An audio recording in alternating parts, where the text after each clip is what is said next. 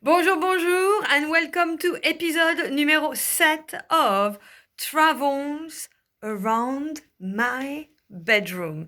And today I wanted to spice things a little bit and do a few changes. So we are going to go somewhere else to do the filming and to my sofa. I'll tell you a story about this sofa a little bit later. Not today, but in the next few weeks. So hold on, let me put this on and hopefully it's working. Fabulous. So today I really wanted to dig in a little bit more about the reason why I'm doing these videos. And it all started because I got frustrated being on my own because I'm a great and big traveler. And I thought, yeah, I'd love to bring a little bit of vibrancy and a little bit of sunshine into people who love to travel and can't travel right now. So this is how the idea came up. And today I want to make it about something bigger. I really want to make it about courage. Courage to live your life as a traveler, as someone who, like me, loves the world, and also gratitude.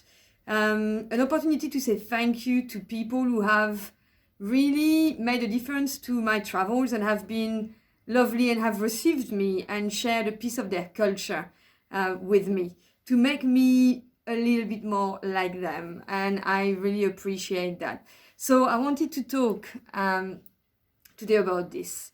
I don't wear jewelry, but this is a beautiful thing that was gifted to me by an Algerian lady that I met in Algeria when I was traveling there. So let me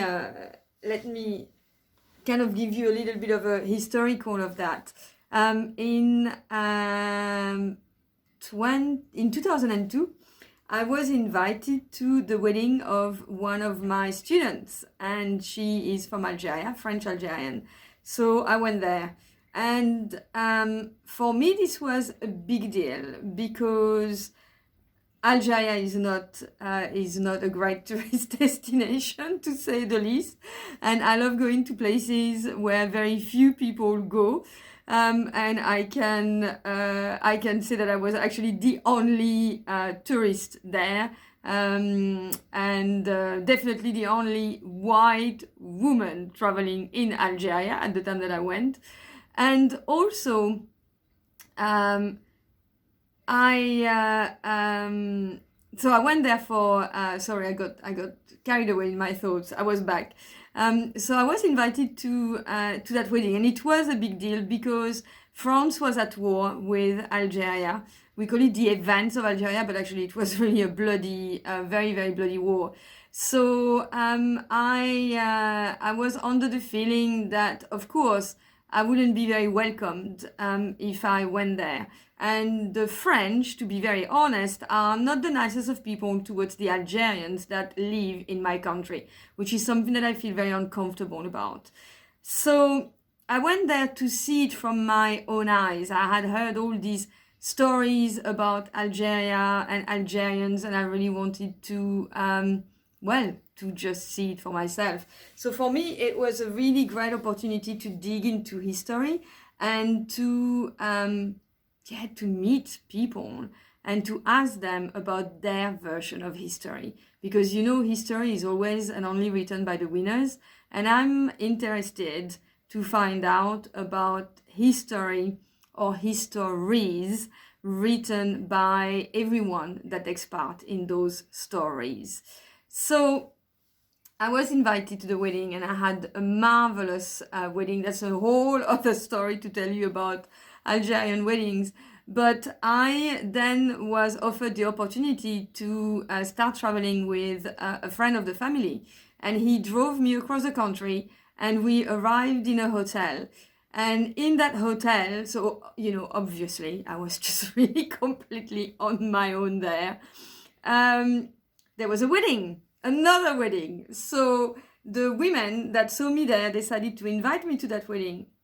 And I went, and I had the most amazing time. So in Algeria, the women and the men are separated during the wedding. And on that first day of wedding, there were so many changes of outfit. It was incredible. I've never seen that in my entire life.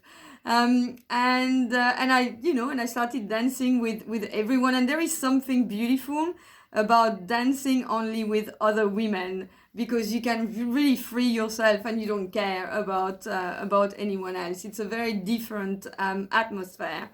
And I got to meet a young woman there, a young girl, and we became very good friends. And she asked me what I was doing, and I said, well, I'm just traveling around and I have no idea where I'm going next. And she invited me to stay with her family, which was incredibly generous of her. We had a little chat with her mother, and there I was. I was just in the car going back to their home, and I had such a fantastic time hanging out with them, and discovered things about the histories that I hadn't been told that were very heartbreaking.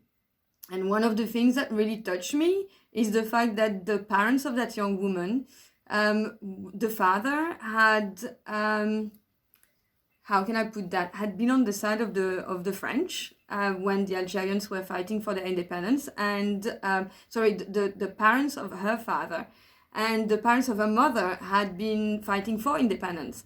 So here I was living with the child of a union who should not have been in a way possible, because it was between two families that fought against two very, very opposite things. And as I was talking about this, and I really didn't understand how they even had been allowed to get married. And they told me something. They said, children are not responsible for the deeds of their parents. And that was a big lesson that I learned at that time, because to be able, as parents, to put their political opinions and their it's not only political opinions, but it's the suffering that had happened, because really this was a very bloody war. To be able to put that behind you and to think about the happiness of your own children and put them first, I thought was such a beautiful thing to do. And this family was very generous with me, hosted me, and then they gave me something else. They gave me the contacts of other friends of them. So they put me on a bus, and I went traveling down south in Algeria. And this family, who knew nothing about me, just received me as well. And they were lawyers, and they taught me how to cook, and I had a fantastic time with them. So virtually, I really didn't spend more than one night in the hotel in the 3 weeks that I spent in Algeria. And the lady of the house, the mother, the boss of the house, really, because she's the one who rules. And that's another thing about the beauty of women in the Middle East. Offered me this and took me to a shop and chose that bracelet for me. And of course, green is one of my, with blue, favorite colors. It's the color of my eyes, and it meant such the world to me to be given such beauty. So I don't know, with such love, because I hadn't done anything for these women.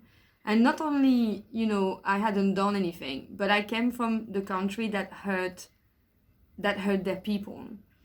And such generosity is absolutely, truly amazing. So I really wanted to share that story with you. And just to also reflect on something. I know that things are hard at the moment. I've been in isolation for 3 weeks now. But the world is a beautiful place. So I'm just asking you, what is it that you're going to do today to make it even more beautiful? Have a lovely day. Thank you.